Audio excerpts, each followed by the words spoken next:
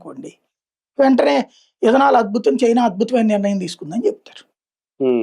మన దేశంలో స్వతంత్రం వచ్చిన నాటి నుంచి అధికారంలోకి ఎప్పుడు కమ్యూనిస్టులు రాలే, కానీ ప్రతి ప్రభుత్వము లేదా ప్రజలకు ఎజెండాలు ఫిక్స్ చేసేది వీళ్ళే. ఎందుకంటే వీళ్ళు ఒకళ్ళు ఒక మాట అన్నాక దాన్ని అదే స్ప్రెడ్ చేస్తారు. నువ్వు అందులో తప్పు ఉందిరా, నువ్వు 100 సార్లు సమాధానం చెప్పని చూపించండి, చచ్చినాడు మార్చుకోరు.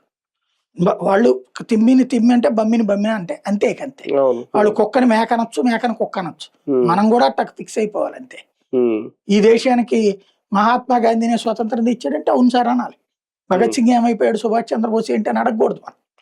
గాంధీ గారే స్వాతంత్రం తెచ్చారు అంతే, మిగతా వాళ్ళు ఎవరు లేరు.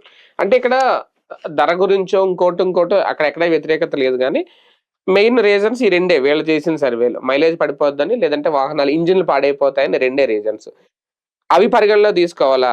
దీనివల్ల ప్లస్లు కూడా ఏమన్నా ఉన్నాయి, ప్రయోజనాలు? అంటే రైతులు ఇప్పుడు చెరుకు పంట పెంచుకోవచ్చు, దానివల్ల చాలా మందికి ఆదాయం పెరుగుద్ది, ఇలాగ ఆ ప్రయోజనాలు చూడాలా, ఈ నెగిటివ్స్ చూడాలి? పబ్లిక్ ఇవన్నీ చూడరండి, ఈ ప్రచారం బేసిస్ మీదనే ఉంటది అంతే. భవిష్యత్తులో కొన్ని రోజులు పోయిన తర్వాత ఇప్పుడు మళ్ళీ ఆ యుద్ధం పెరిగింది, అప్పుడు ఇథనాల్ తెస్తే ఏం చేస్తాడు? లేదు శాంతం బండి మూసుకొచ్చుంటావేంటి? ఆయిల్ ఇప్పుడు మళ్ళీ భవిష్యత్తు క్రైసిస్ ఊహించే ఈ నిర్ణయమా కేంద్రం? అంతే మరి. ఇప్పుడు ఎందుకు చేస్తుంది? ఇదే చేయట్లేదు, అది హైడ్రోజన్ ఆధారిత ఎలక్ట్రికల్ వెహికల్స్ ని